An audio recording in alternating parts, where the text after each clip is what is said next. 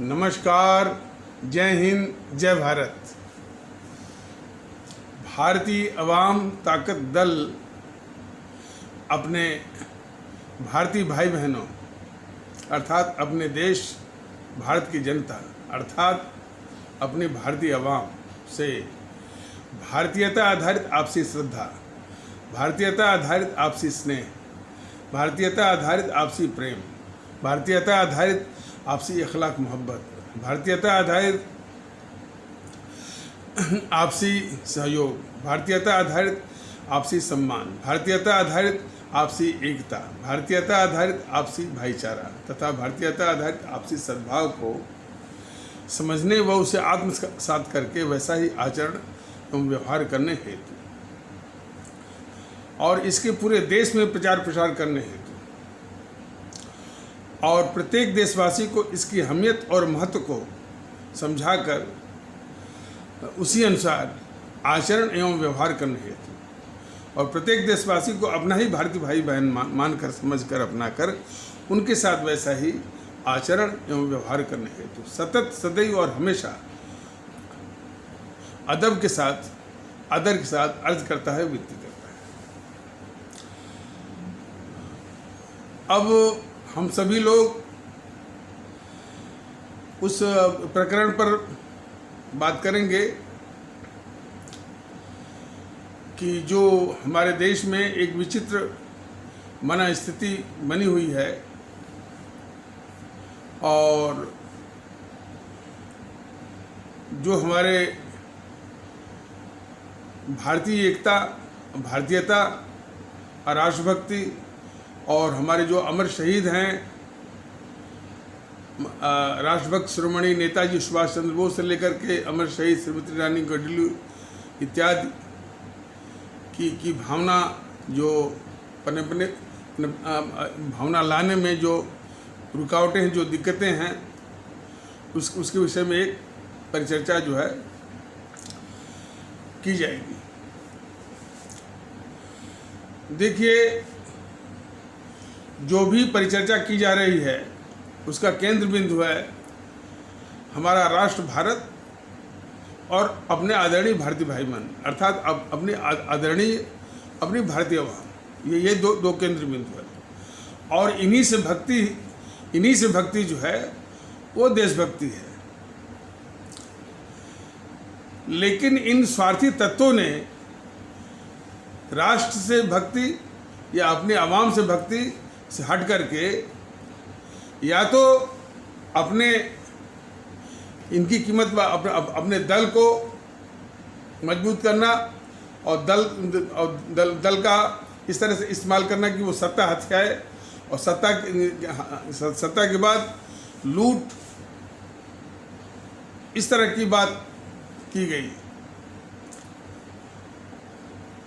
और जो हमारे अमर शहीदों ने जिनकी कुर्बानी और शहादत के बदौल हमको आज़ादी मिली और जिन्होंने अपने प्राण सहित सब कुछ इस भारत माता की बल वेदी पर न्यौछावर किया और उन्होंने जो देशभक्ति का और भारतीयता का और भारतीय एकता का जो भावना जगाई, जो जज्बा जगाया, जो अलग जगाया, उसको दरकिनार करना, उसको पृष्ठभूमि में रखना, उसको कुचलने की इन देश विरोधी ताकतें ताकतें और इन ताकतों की करतूत ये रही कि जब इन ताकतों को पता चल गया कि या इन्होंने इसका आभास कर लिया या सूंघ लिया कि अंग्रेज अब इस स्थिति में हैं कि अब वो जाने वाले हैं। अच्छा, अंग्रेज जो जाने वाले जो भारत से जाने वाले थे, उसके भी पीछे ये जो स्वार्थी किस्म के ये जो संगठन रही कांग्रेस जो है, जो कि तमगा लूटती रही, वो जो तथ्य सामने आए बाद में वो इस बात को दर्शाते हैं कि अंग्रेज़ों के को यहाँ से जाने के लिए जो मान सन 40 के बाद जो मजबूर हुए, उसमें भी इन सबों का योगदान कुछ नहीं था। प्रकरण आता है ना कि इनकी जो क्लीमेंट एटली, जिसमें मैंने ये मैंने freedom act, India independence act जो पास करवाया था इंग्लैंड में, तो उसमें ब्रिटेन का प्रधानमंत्री क्लीमेंट एटली ही था। तो किसी मौके के सिलसिले में वो भारत आया था और पश्चिम बंगाल के गवर्नर का चार्ज देख रहे थे, वहाँ के कलकत्ता हाई कोर्ट के वो चीफ जस्टिस मिस्टर बनर्जी उनसे मिलने गए और उन्होंने ये पूछा कि और भी चीज़ों पर बात की, लेकिन उन्होंने ये पूछा कि जो आप लोग जाने को मजबूर हुए, उसमें ये गांधी बाबा की का कितना योगदान था आप लोगों को जाने के लिए मजबूर होने के लिए, आप लोगों को जाने को मजबूर होने के लिए। तो उस क्लेमेंट एटली ने साफ साफ कहा कि कुछ नहीं, मिनिमल, बहुत ही कम। वो जो जाने को मजबूर हुए, वो भी जो हमारे आज़ाद हिंद फौज, जिसका कि निर्माण हमारे राष्ट्रभक्त शिरोमणि नेताजी सुभाष चंद्र बोस ने किया था, उसके 60,000 सैनिकों में से 26,000 सैनिकों ने कुर्बानी दे दी, अपनी जानें दे दी। इस कुर्बानी की प्रेरणा से रॉयल इंडियन नेवी, रिन जिसे कहा जाता है, उसमें अंग्रेज़ों के खिलाफ बगावत हो गई। और उसी की देखा देखी हमारी आर्मी में भी, जो हमारे भारतीय उसमें थे, भारतीय भर्ती थे, वो बगावत करने वाले थे। तो द्वितीय विश्व युद्ध से तो टूट ही चुके थे, और जो है सुभाष चंद्र बोस की जो सेना के जवानों की कुर्बानी, शहादत के कारण जो है ये बगावत फैली और एकता की भी बात आ रही थी। इसके कारण जो है अंग्रेज मजबूर हुए। एक तो ये पक्ष रहा, और दूसरा इन सबों ने भाप लिया कि अब अंग्रेज जाने वाले हैं, सत्ता ये किसी को सौंप के जाएंगे। तो इन दोनों ने, मैंने ये मोहनदास करमचंद गांधी और नेहरू ने साजिश किया कि सत्ता जो है नेहरू को ही मिले। और फिर ये मोहनदास करमचंद गांधी ने नेहरू को प्रधानमंत्री बनाने के लिए इस देश के खिलाफ, यानी देश के हितों के खिलाफ वो साजिश करता गया। कांग्रेस चाहती थी पटेल को कैसे कैसे, जो कि पिछले एपिसोड में बताया गया और आगे भी बताया जाएगा, इसने ये, यानी उस कांग्रेस में एक भी कांग्रेसी नहीं चाह रहा था इसको मैंने कांग्रेस अध्यक्ष के रूप में, इसलिए कि उसमें जो कांग्रेस अध्यक्ष बनता वही अंतरिम मंत्रिमंडल का प्रधानमंत्री होता, वही इंटरिम कैबिनेट का प्राइम मिनिस्टर होता। तो ये पटेल को दबाव में लेकर के उनको दाब करके उस नेहरू को आगे किया, जिसके समर्थन में कांग्रेस में कोई था ही नहीं। और समानांतर अब ये सत्ता की छीना झपटी हो गई।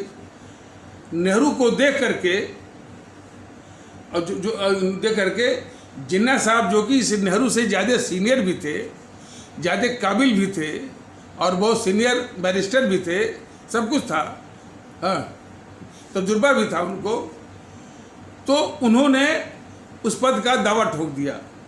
बाकी तो बाकी तो गांधी के दबाव में आ गए, लेकिन जिन्ना साहब जो है वो उस गांधी के दबाव में नहीं आए।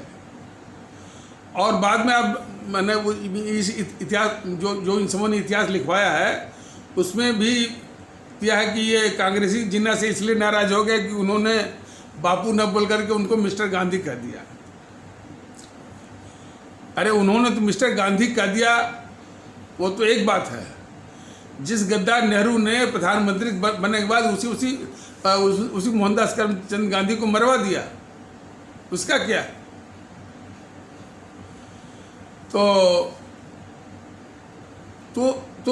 तो मैंने जिन्ना साहब के अलावा सब लोग जो है गांधी की जिद के आगे वो नतमस्तक हो गए। जिन्ना साहब ने जो है वो प्रधानमंत्री का दावा अपना कायम रखा, और जिन्ना साहब के मेडिकल सेक्रेटरी ने कांग्रेसियों को एक लेटर भी लिखा था जिसमें ये लिखा हुआ था कि इनको बोन टीबी हुई है और ये कुछ ही दिनों के मेहमान हैं। तो उनका संकेत ये था कि इनको भारत का प्रधानमंत्री बनाने में कोई हर्ज नहीं है, बल्कि फ़ायदा ही फ़ायदा है कि देश पर जो बंटने का जो खतरा मंडरा रहा है उस खतरे से ये मुल्क बच जाएगा। उसका संकेत ये था। और वो जानकारी, वो चिट्ठी की जानकारी जो है पूरे देश में जो है जंगल की आग की तरह फैल गई थी, और पूरे ये चर्चा भी थी जनमानस में कि भाई वो जिन्ना साहब को टीबी है, जिन्ना साहब को टीबी है, प्रधानमंत्री उन्हीं को बनना चाहिए। तो ये परिदृश्य था उसमें। और वैसे भी उस समय की मीडिया में उसमें अखबार कोई भी देख सकता है, वो अखबार वाले बराबर अखबारों के माध्यम से ये बराबर इस तरह से आह्वान आ रहा था, अरे सुभाष तुम कहाँ हो, तुम जल्दी आओ, ये देश के दुश्मन देश को बांटना चाहते हैं। बराबर था। तो यही थे देश के दुश्मन, गद्दार मोहनदास करमचंद गांधी और गद्दार नेहरू। अब सवाल यह है कि जिसमें ये इस तरह की साजिश कर रहे थे ये दोनों, बाकी लोग दब गए, लेकिन बाकी लोग और लोग तो थे ना, तमाम संगठन थे, और आरएसएस भी था। आरएसएस जो कि अपने को कहता है कि हम बहुत देशभक्त किस्म के संगठन हैं, उसने रोका क्यों नहीं? उसने क्यों नहीं कहा कि भाई हमको ये ट्रांसफर पावर नहीं चाहिए, तुम चले जाओ, बाद में हम देखेंगे। तो आरएसएस भी सिर्फ मुस्लिम के नाम पर जो है वो नेहरू की साजिश का समर्थक हो गया।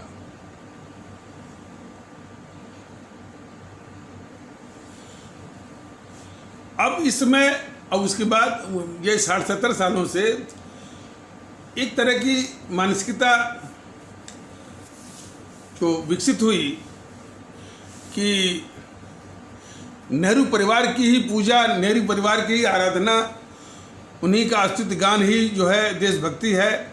इंडिया इज इंदिरा और India is Indira and Indira is India का इस तरह की बात बताई गई, और इसी के इर्द गिर्द पूरी देश की मानसिकता घूमती रही। और इसके बाद उनके जो छोटे मियाँ आए भारतीय जनता पार्टी वाले,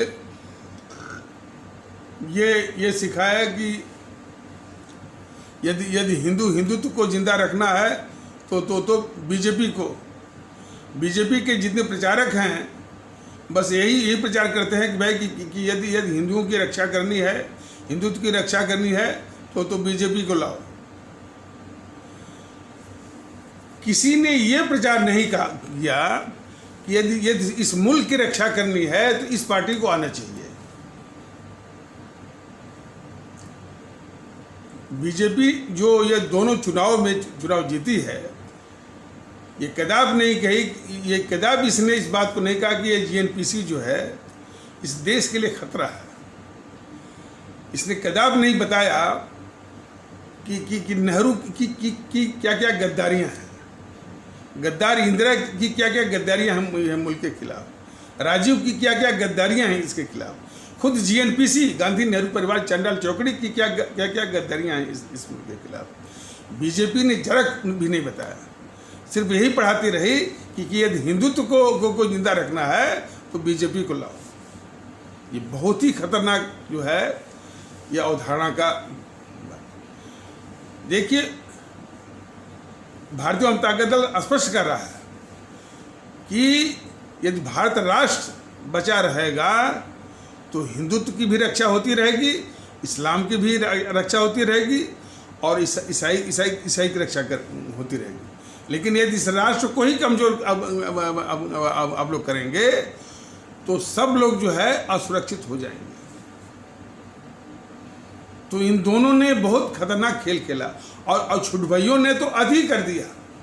जो छुटभैया आए समाजवादी पार्टी वाले, क्या कि हम लोहिया के समर्थक हैं, लोहिया के अनुयायी हैं और अम्बेडकर जी के हैं, वो लोहिया के आदर्शों के ठीक खिलाफ गुंडागर्दी।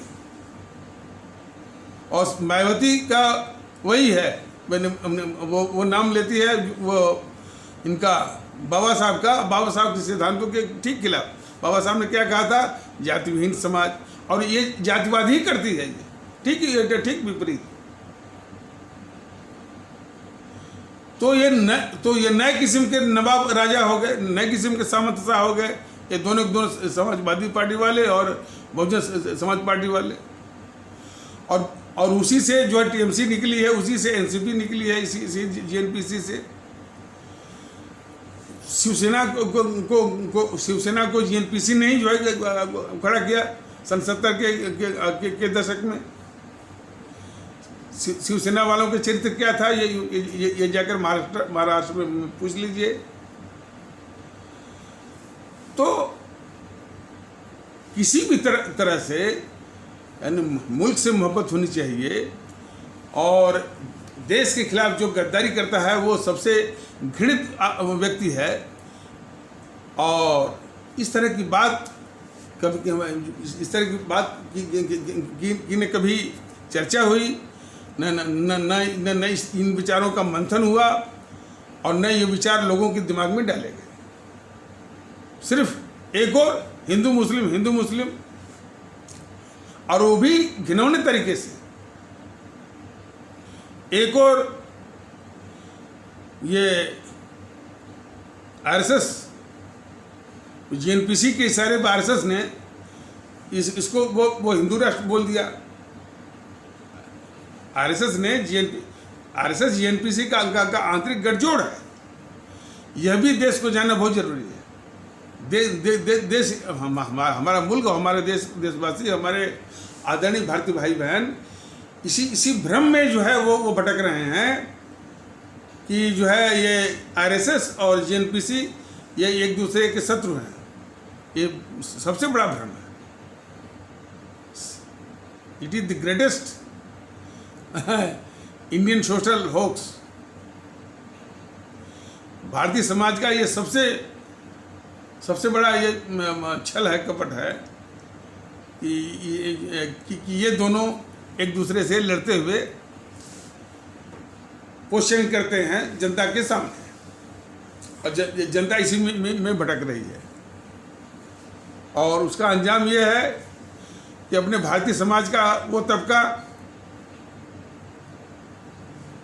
जो है, एक तबका जो है सारी गलतियों के लिए, वो माने किसकी सारी गलतियों के लिए? जीएनपीसी की। और देश के खिलाफ, देश को बंटवाना हुआ, जो भी हुआ, उसके लिए अपने भारतीय समाज का एक तबका वो इस्लाम आस्था वाले भारतीय भाई बहनों के समाज की ओर निशाना बनाता है। उधर ही वो निशाना बनाता है। और वो निशाना कई रूपों में होता है। कट्टरवादी तो बड़ी गंदी भाषा बोलते हैं, और जो उदारवादी हैं उनके मन में बसा रहता है। वो जब उनसे चर्चा करिए तब वो खुल के बातें करते हैं। तो वो इसे जीएनपीसी को, नेहरू को, इंदिरा और राजीव को इस देश का गद्दार नहीं मानते हैं। वो समाज का वो हिस्सा, कौन हिस्सा? हिंदू सनातन आस्था वाला भारतीय भाई बहनों का समाज। और दूसरी ओर आ जाइए, अपने भारतीय समाज का वो तबका, इस्लाम आस्था वाले भारतीय भाई बहनों के समाज का, वो जो है इस जीएनपीसी को इस देश का गद्दार नहीं मानती है। कम्युनिस्टों को इस देश का गद्दार नहीं मानती है, उसका पहला निशाना आरएसएस बीजेपी। तो इस साजिश को जरा समझने की कोशिश करनी होगी कि ये समाज के ये दो बड़े घटक, हिंदू सनातन आस्था वाला भारतीय भाई बहनों का समाज, हिंदू सनातन आस्था वाले भारतीय भाई बहनों का तबका और इस्लाम आस्था वाले भारतीय भाई बहनों का तबका, ये दो बड़े घटक हैं अपने भारतीय समाज के। इनके द्वारा जो है ये जीएनपीसी गद्दार नहीं वो मानी जाती है, देशद्रोही नहीं मानी जाती है, और उनकी नज़रों में, हिंदू सनातन आस्था वाले भारतीय भाई बहनों की नज़रों में यानी सारे इस देश के सारे दुखों की जड़ वो इस्लाम आस्था वाले भारतीय भाई बहनों को मानते हैं।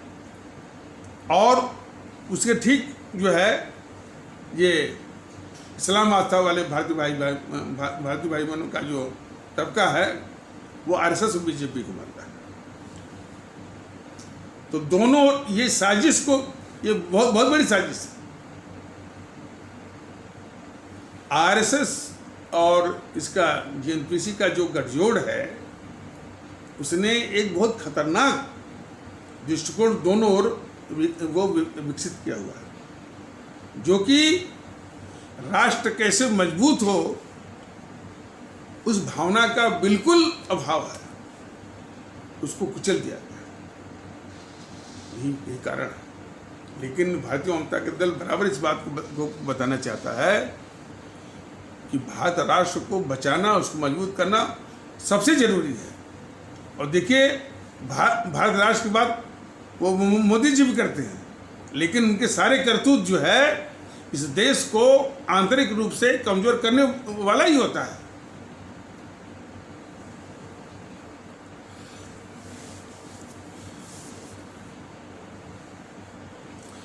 वो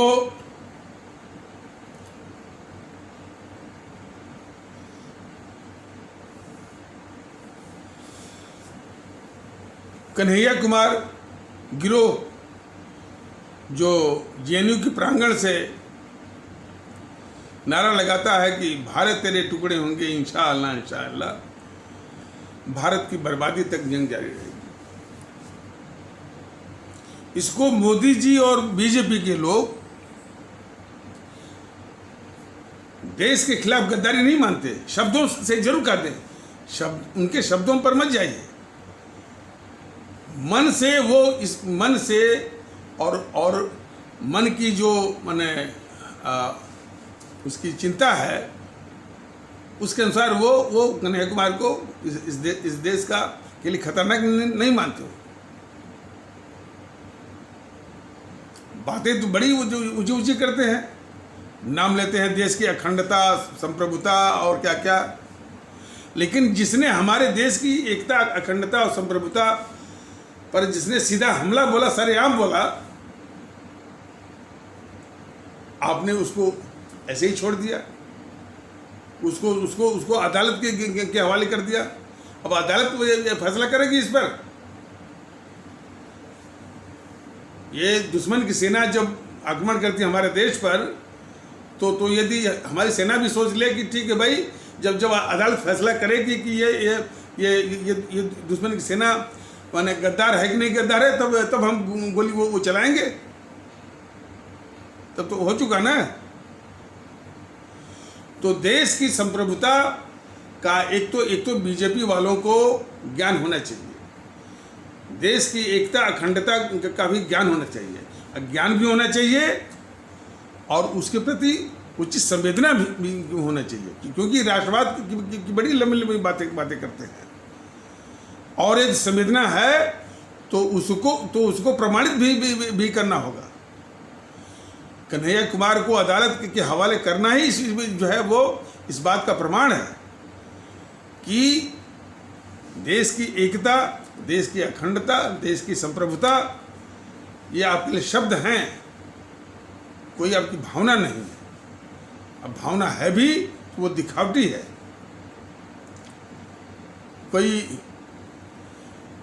कोई ये लगाव नहीं है कि कोई इस तरह से आक्रमण करता है तो वो सेना को सीधे हवाले करने का पात्र बनता है।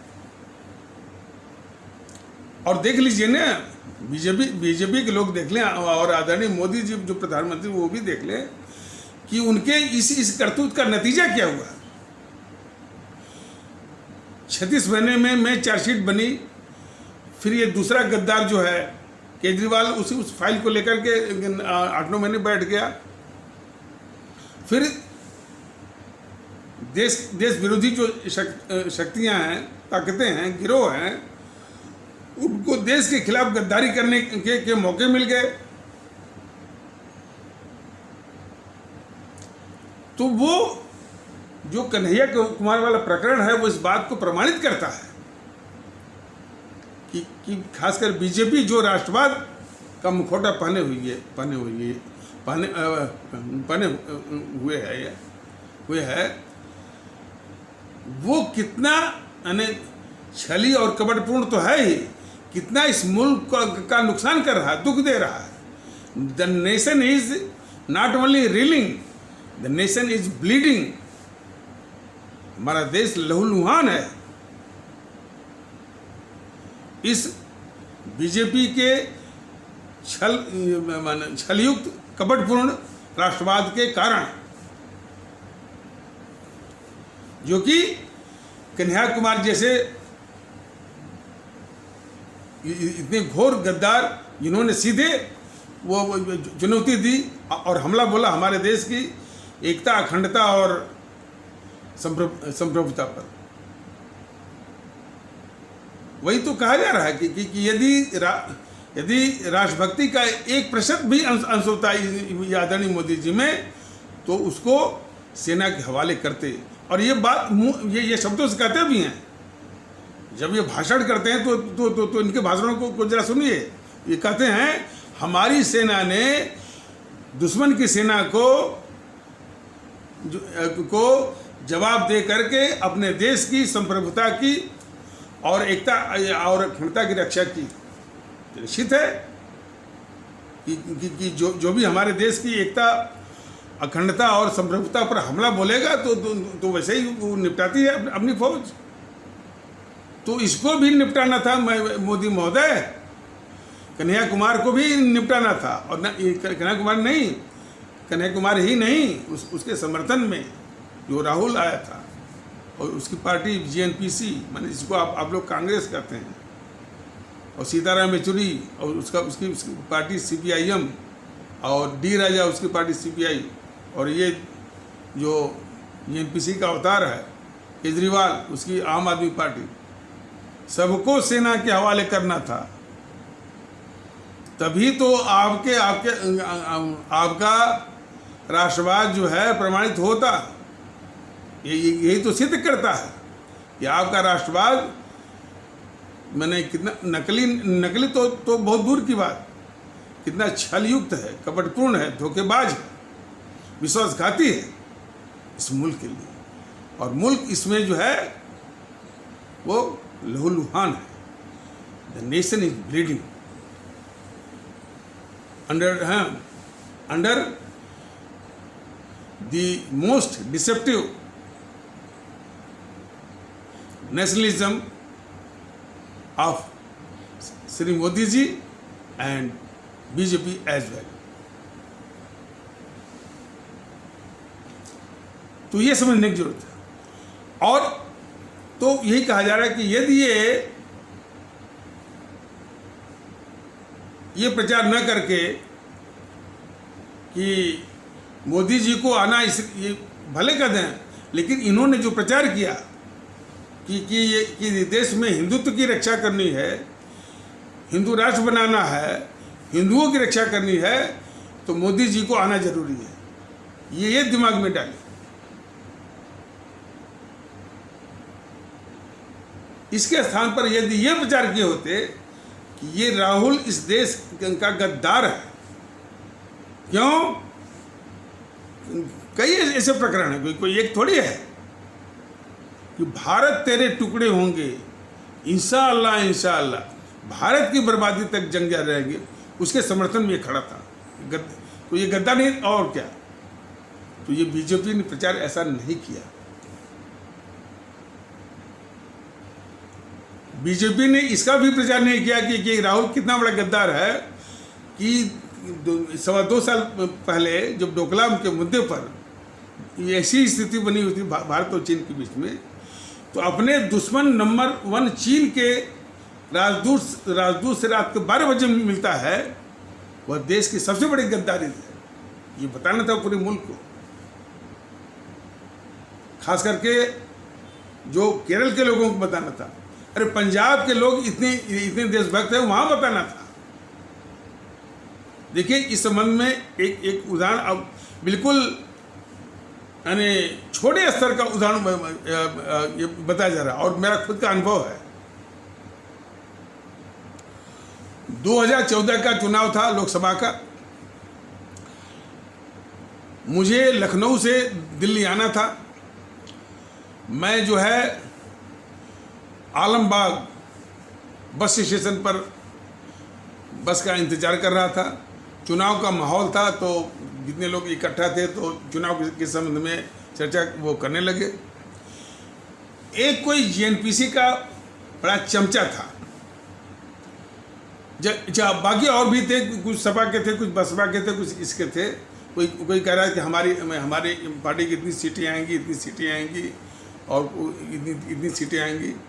तो जो जीएनपीसी तो आप लोग जाने गए होंगे, गांधी नेहरू परिवार चंडाल चौकड़ी काकस, जिसको आप लोग भ्रम भूल या गलती से कांग्रेस कह रहे हैं।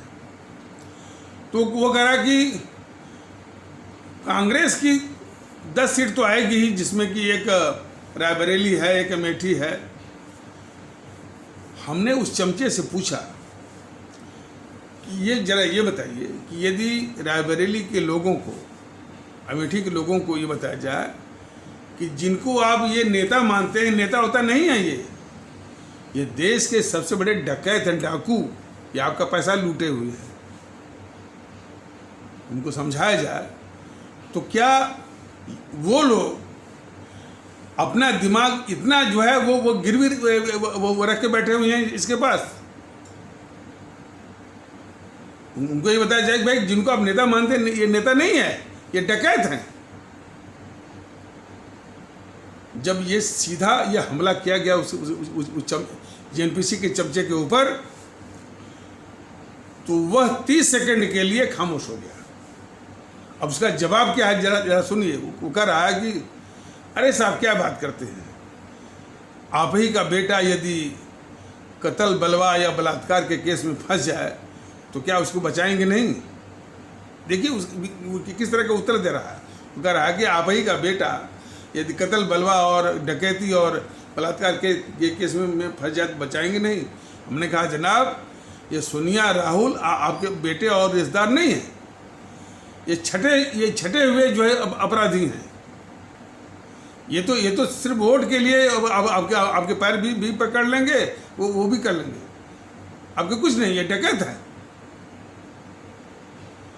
तो वो कहा कि अरे ये कितने लोग जानते हैं। हम कहा हाँ यही बात है, कितने लोग जानते हैं, यही तो बताना है, यही बताना है।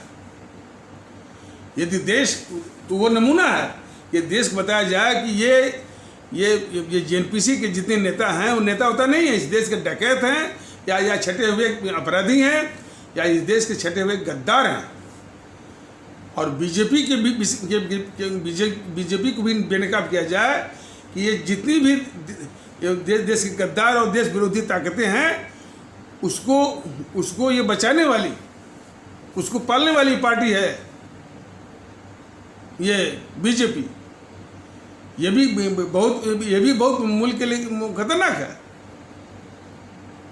तो देश के लोग अवश्य समझेंगे, और देश में खास करके वही गांव गिराज के लोग। और इस बात को हमेशा सब लोग ध्यान में रखें, हमारे सभी आदरणीय भारतीय भाई बहन ध्यान में रखें, और सब लोग ध्यान में रखें कि इन गंभीर बातों को जो अभी ये बताया गया है कि यदि ये समझाया जाए कि बीजेपी भी इस मुल्क के लिए बहुत खतरनाक है, सिर्फ वोट के लिए, और इनकी साठगांठ भी है, ये देश के दुश्मनों को पालने वाली है, देश के दुश्मनों से उल्टे आरोप स्वीकार करती है ताकि उनके ऊपर से उन आरोपों की कालिख जो है धुलती रहे, उनके आगे घुटने टेकने वाली है।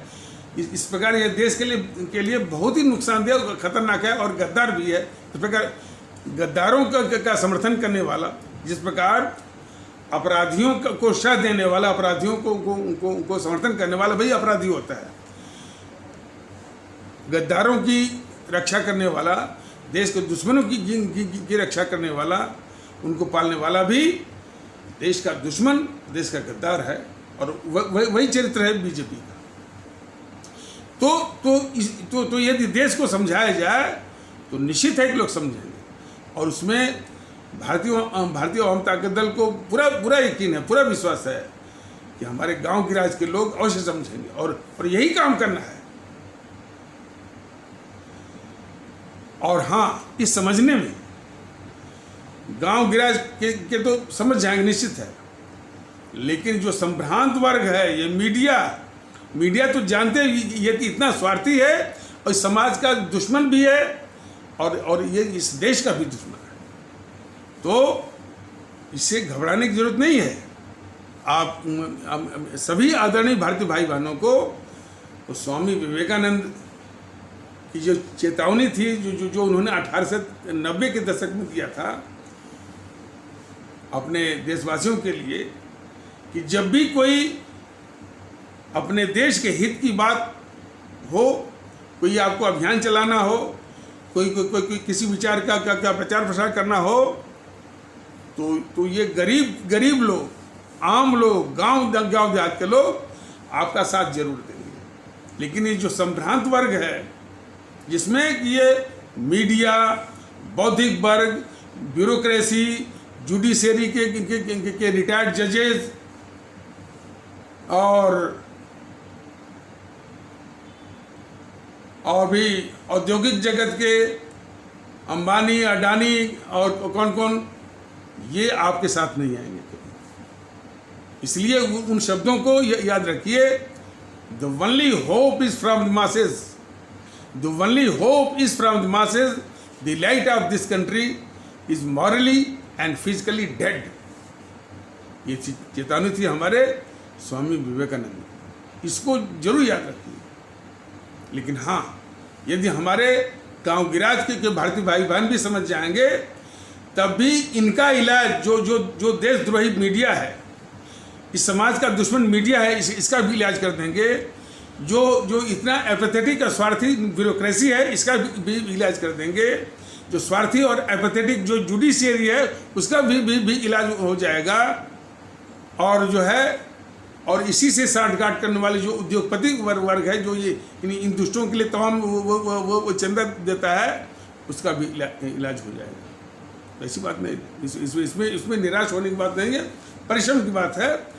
मुल्क परस्ती की बात को, देश हित की बात को, और वही राष्ट्रभक्त शिरोमणि नेताजी सुभाष चंद्र बोस और से लेकर के हमारे अमर शहीद श्रीमती रानी गडुलू के आदर्शों को, उनके जज्बों को प्रचार करने की जरूरत है, राष्ट्रभक्ति लाने की जरूरत है, भारतीयता लाने की आवश्यकता है।